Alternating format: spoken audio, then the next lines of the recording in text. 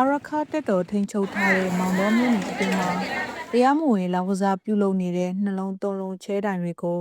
အမြန်ဆုံးအရေးယူဆောင်ရွက်သွားမယ်လို့ဒေတာခန်တွေကဆိုကြပါတယ်။အဲ့ဒီလောင်ကစားတိုင်တွေကိုလာမယ့်ဇန်နဝါရီလကုန်မှာနောက်ဆုံးထားကအပြီးတိုင်ပိတ်သိမ်းကြဖို့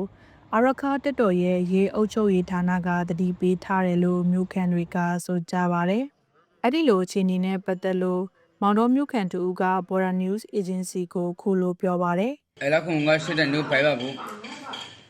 Ela no zumba. Ela no zumba. Na asula ha sama ela no zum lo yama power. အာရခတက်တော်ထိန်ချုပ်ထားတဲ့မြို့နယ်အများစုမှာစီးပွားဖြစ်ဖဲကစားတာဒိုးဆက်နဲ့ကြွေကစားတာအပါအဝင်လောင်ကစားမှန်သမျှကိုလုံးဝမပြုလုပ်ဖို့အုပ်ချုပ်ရေးဌာနတွေကတတိပေးထားတယ်လို့ပြည်သူတွေကဆိုကြပါတယ်။ဒါပေမဲ့မောင်တော်ဘူးတီတောင်နဲ့ရတိတောင်မြို့နယ်တွေမှာ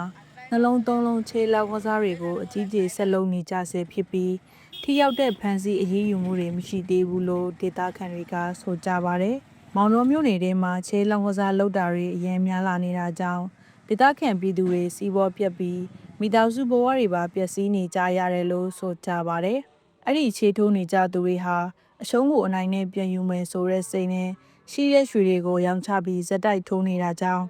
နောက်ဆုံးမှာတာသမီတွေကိုယ်တော်ထမင်းကျွေးဖို့ခက်ခဲတဲ့အထိဖြစ်လာနေတယ်လို့ဒေသခံတွေကဆိုကြပါတယ်။အဲ့ဒီအခြေအနေနဲ့ပတ်သက်လို့မောင်တော်မြို့ခံတူက Border News Agency ကိုခုလိုပြောပြထားပါတယ်။ Sai de mohoba. Lo ya taton da shi bai. Yan taton da gaga no son so be to so be yan ba to so mya bai.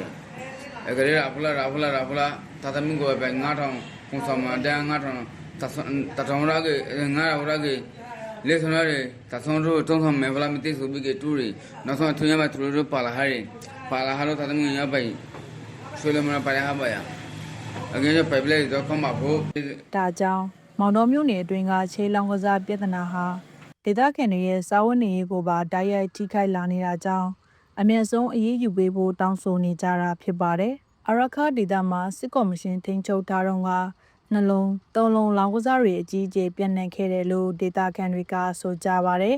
။အာရခပြည်သူတော်လှန်ရေးအစိုးရထိန်းချုပ်နေချိန်မှာ